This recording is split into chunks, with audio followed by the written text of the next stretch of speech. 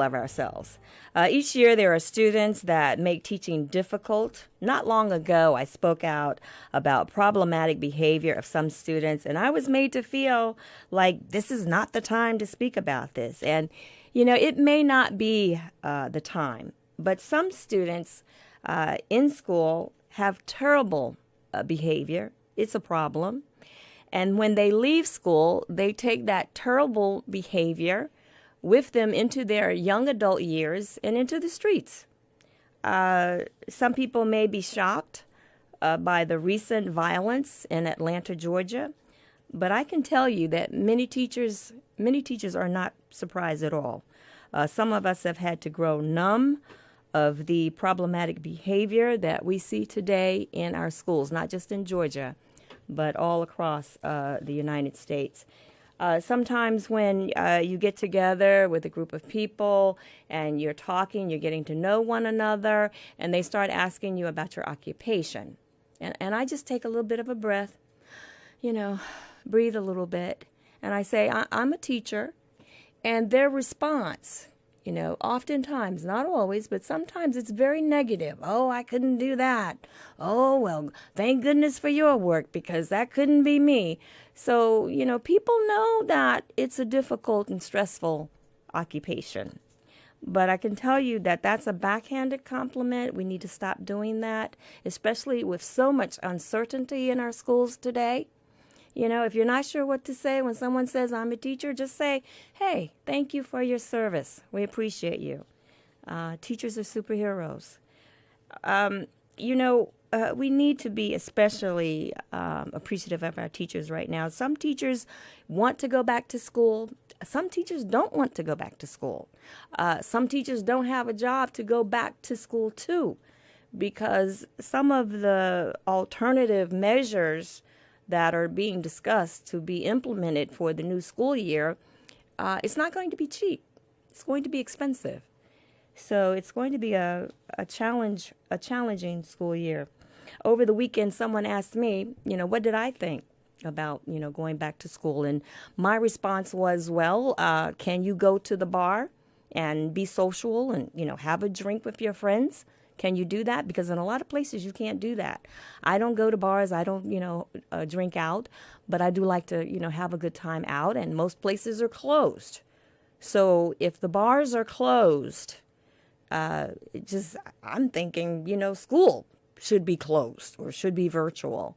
E-learning and half programs of homeschooling and, some extended family help maybe. I think that might be a good idea. My guest today is an IT expert. My first guest, she's going to tell us all about how it is that a program can go from face-to-face and then totally onto virtual, because that's exactly what happened in the spring semester of this year. Michelle, are you there? Yes, ma'am. Thank you. How are you today? I am great. How are you? I'm good. Tell us a little about your background. You're an IT instructor? Well, I do teach the fifth grade regular ed classroom, but my master's is in instructional technology. Okay. And when I did pursue my master's way back when, I knew that times were changing and were going to be changing quickly. So I knew that technology was a huge facet of where education was going. I am beginning my 19th year of teaching. I absolutely love what I do. It is my passion. It has always been my vision. And I was encouraged at the early age of 10 years old in a fifth grade classroom by my teacher, knowing that I wanted to be an educator. Well, so, thank like you I for said, your... I'm starting my 19th year, and I've loved every moment of it. Well, thank you for your service. Well, thank you. I You're a veteran appreciate it. teacher. Tell us about anybody surviving after 3 years. That's a vet. Okay. Yes. How was it going from your face-to-face classroom, getting on to the virtual platform? Because from what I understand, there was not a lot of leeway. No. In fact, when we were on spring break and we were informed that they were extending spring break and then we were moving into the virtual style of learning, my immediate thought was I needed to execute a plan to get my parents and families on board immediately, knowing that some were not equipped with the technology discoveries and what they needed to know. So my first plan was, how do I get my families on board right away? I'm so glad you mentioned that about the families, because a lot of families are going to have to help their young children. But tell us about some of the tools. You have an online platform. Are the teachers live? Is it, a lot of content? How exactly does this online platform look for your school? Okay, well, each teacher had their own plan, but I can say that my fifth grade team, we collaborated and we Zoomed with our students every day. I love Zoom. Personally did. I do too. I love Zoom. I personally Zoomed with my classes anywhere from 60 minutes to 90 minutes, Monday through Friday. And when I met with my students virtually, it was very consistent. We had the same time every day. They would come on to my Zoom call. We would have a morning talk, just some down-to-earth conversation. How are you? Checking in. We would talk about current events other than the pandemic and other great things going on in the world, but also opening up conversation if they were worried or fearing fear or having fear.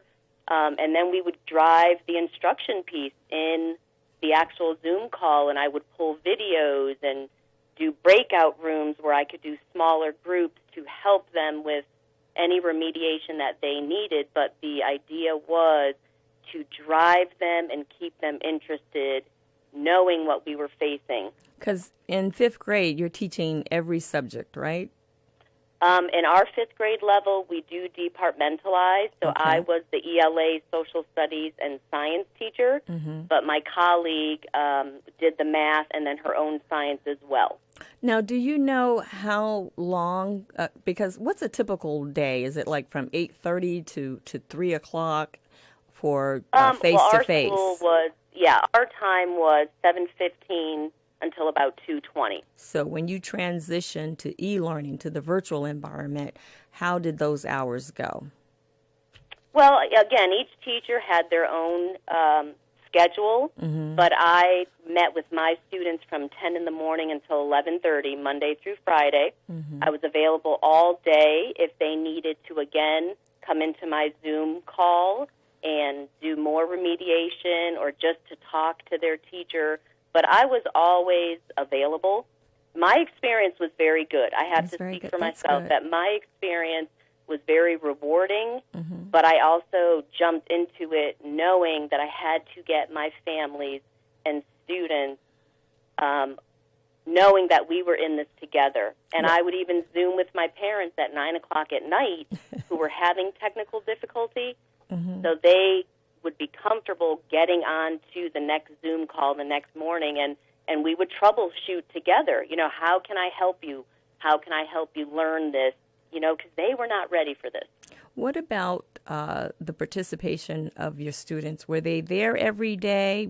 Were they able to, get through any technical difficulties? What were some of the challenges that you had? You did say that it was a very positive experience, and I'm very happy about that. But I know that technology is great when it works, and when it doesn't, it can be a struggle.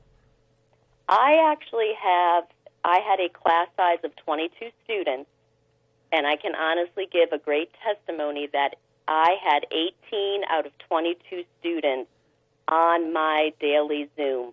And that is a great number. That's a great number. Now, near the end of the school year, it did taper a little bit because my students were graduating. They knew the end was coming. But to jump from 18 to even 15, faithfully getting on 5 days a week for 90 minutes, I think that is incredible. Well, it sounds really positive, and I'm happy about that for you. What about parents that have not had a lot of experience with e-learning, with the virtual platform? Can you give them some resources? What are some suggestions? Well, the best thing that I can advise is, number one, to just stay patient, because our students know more than parents realize when it comes to technology. A lot of our families are not equipped with devices, so that in itself faces a challenge, or they do not have internet services. But basically just to stay patient, be eager to learn something new, and that is where we come in as a community. We have to lift each other and just support each other. Are there concerns about the internet infrastructure for all of the students in the community? Say that again, I'm sorry. Did everyone have access to the internet? Were there concerns about structure for connection? No, they were providing internet to families that were not with internet and even devices. If there were families without, our school, Celeste, provided devices to children who needed that tool. Okay, that sounds really good. So Yes. tell us, what's your expectation for the coming school year? You know, it's still COVID-19, although I think that they should change the name to COVID-20. But Yes. what's your expectation? Well, you know, we pray to see our students face-to-face in a classroom setting where we can have differentiation and stations and technology booming. And we are a very STEM-minded learning environment where I teach, but we also have to understand that no one knows yet until the governor speaks. Yeah. And we're moving forward with the idea that we hope to be in the classroom, but I'm ready if we are doing it virtually. Okay. So I have to think both sides, which way are we going? Okay. Well, thank you so much for joining us on Teacher Talk today. You're going to come back, right? Come back. Oh, I'd love to. Come back and Yes. join us again. We want to hear Yes. everything that's going on as our school year is underway, okay? Yes, ma'am. Thank you. I appreciate it. I appreciate you too. We're going to have some more registration for our teacher peer support meetings. They're going to be online. So those of you who are a little stressed or a little strained about what's going on, I want you to sign up. You can go to my website today, lisamozer.com, and the registration is free, but it is limited. So please sign up for our Zoom meetings for teacher peer support. That's coming up. Again, lisamozer.com, brought to you by the Upwind Project Incorporated. We'll tell you more about that as we continue. Hold on. We've got two more teachers to talk about. We'll be right back.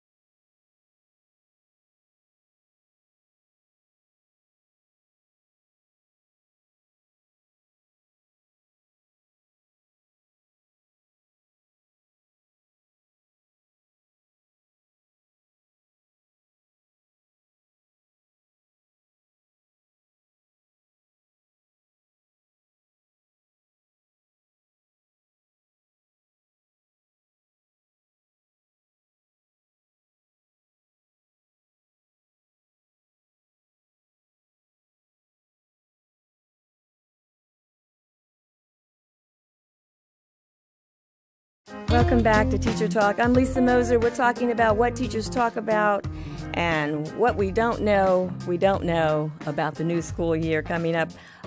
Let's talk to a couple of teachers. I have a phone call, but I have a teacher that is a scheduled caller. Let's take our scheduled caller first. Can we do that? Caller, are you there? Hello, teacher. Yes. Oh, Yes. wonderful. Hello. Wonderful. I hear you just fine. Can you hear me okay? I certainly can. Thank you. Thank you so much for agreeing to being here and sharing your classroom experience. Give us a little bit about your background. Well, I'm from upstate New York, and I went to a predominantly black school and did very well. Had great teachers, both black and white, and I was fourth in my class out of 265 students. And my parents weren't really sure how I would get to college, but I did receive many scholarships, and it just so happened that I was recruited by Shaw University in Raleigh, North Carolina, with a presidential scholarship. So that was definitely going to be my choice. That's awesome. So I went there, and it was a very good experience since it's a historically black college and university, and it is actually the oldest in the South. So it was a great experience. That's wonderful. You go to a number of schools in your instruction occupation as a teacher. Can you tell us a little about any concerns that you have? How was it going from classroom face-to-face and then having to quickly, I understand, be fully on the virtual platform? Oh, my, that was really something else, because even though we already had some virtual lessons in place and used computers regularly and iPads where I worked, it still was challenging because in my circumstance, I'm teaching a certain module, not a whole entire course, but a certain module, but we had to put it in the few days that we would normally have face-to-face, that to be able to kind of condense the information in such a way to that the students wouldn't be overloaded with work, but at the same time get the concept. Mm-hmm. And we weren't even sure at that time whether they still were going to be tested. Later on, we found out that they were going to eliminate the standardized test. Okay, you're breaking up just a little bit. You're breaking up just a little bit. Let me ask you this real quickly before I have to let you go. Can you tell us any concerns that you have about going back to school this year? Yes, I do have concerns. I'm hoping that we still stay with online learning for right now until they can see whether these COVID-19 cases will go down, because there's just the fact of safety for the teachers and safety for the students. There's just so many parameters that have to be looked at in order for everyone to be safe. Well, we wish you the best, and I really do mean that sincerely from the bottom of my heart, because I'm really concerned about this school year and what you're going to be facing. Let me go to the next caller. Caller, okay. Thank you. Caller, are you there? Caller, are you there? Hello? Well, sometimes we have a little technical difficulty, but I do hear you now. Are you there? Hello? Good. Wonderful. Hello. You're a veteran teacher, I understand? Hello? Yes. Oh, well, tell us about your background. What do you teach? Where did you go to school? Well, I went to UNC Charlotte, and I also went to Walden University. I teach special education. I started out in elementary education and worked my way up through high school. Also did substitute. Pretty much been through every grade level. I'm laughing a little bit because I know that substitute teaching can be challenging. Let's put it that way. It can be challenging. You have an interesting story. You were in a traditional classroom, and then you changed classrooms. Tell us about that. Share that. Like I said, excuse me. I started out in traditional public school education, and I loved it. I loved the kids. I didn't love some of the other stuff that went along with teaching, so I kind of moved away from it and realized that I really love teaching adults, because most of the adults that I teach want to learn, so they're happy to be there, which is a change. And so now I teach in a prison system. And you shared with me earlier that you actually felt more protected, more safe in the incarcerated area? Yeah, actually, I do.